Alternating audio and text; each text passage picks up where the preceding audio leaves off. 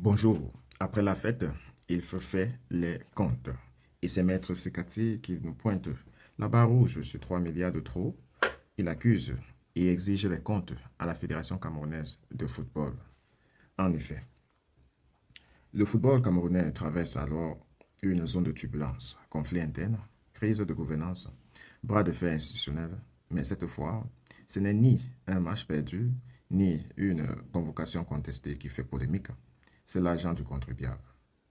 Dans une sortie remarquée, Maître Sekati, avocat au barreau du Cameroun, ouvre un front financier explosif. Selon lui, plus de 3 milliards de francs engagés pour les Lions indomptables au Maroc ne seraient pas justifiés. Une accusation lourde, des chiffres précis et une question centrale, où est passé l'argent? Maître Sekati ne parle pas au conditionnel flot. Il parle tableau à l'appui, montant, durée et charge réelle. Son point de départ est simple. Une délégation de 50 personnes, un séjour de 27 jours au Maroc, des charges partiellement prises en charge par la CAF et l'équipementier. À partir de là, l'avocat estime que les dépenses globales ne peuvent raisonnablement dépasser 1,9 milliard. Or, selon les informations disponibles, les montants décaissés seraient largement supérieurs. C'est là que le doute s'installe.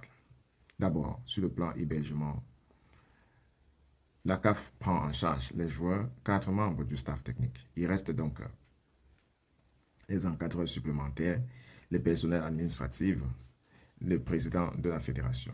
Même en retenant des tarifs hôteliers élevés, Maître Sekati chiffre ce poste à environ 110 millions. Et il y précise pas plus.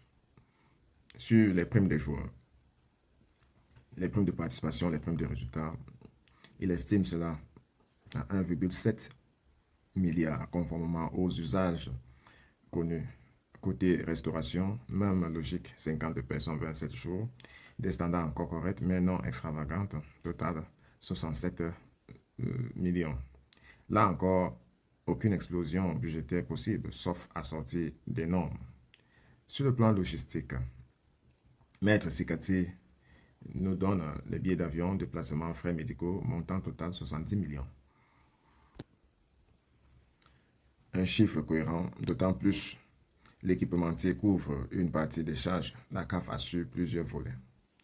L'équation qui pose dans le problème, c'est l'addition finale de Maître Sekati, donc hébergement 110 millions, prime 1072 milliards, 1 milliard 772 millions, restauration 67 millions, logistique et médicale 70 millions, environ 1 milliard 998 millions.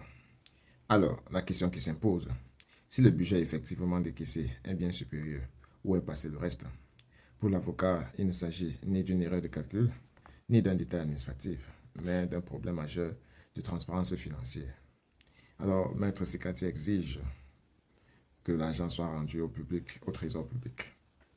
L'argent du contribuable doit être géré avec rigueur. Il exige que tout surplus injustifié soit reversé au trésor public et que la FECAFOOT produise des justificatifs clairs, vérifiables et publiables.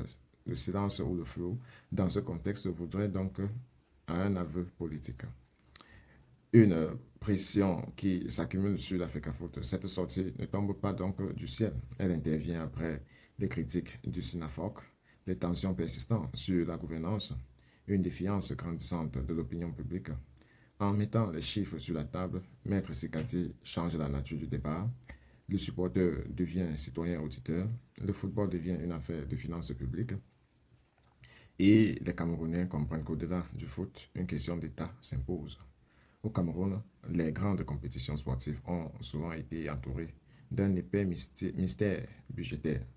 Cette fois, le rideau est tiré. La question n'est plus seulement qui sélectionne, qui gagne, qui perd, mais une question plus fondamentale. Comment chaque franc engagé au nom du drapeau est-il réellement utilisé? La balle est désormais dans le camp de la FECAFOOT. Justifier ou reconnaître? Pensez-vous qu'alors que le championnat camerounais est lancé et que les responsables de la fédération sont occupés, ils auront du temps à traiter ce dossier dans les délais prescrits, ou alors un silence voudrait dire qu'il ne prête pas attention aux sirènes de la distraction. De toute façon, c'est le peuple camerounais qui est la cible, toujours l'informer pour qu'elle prenne des décisions appropriées.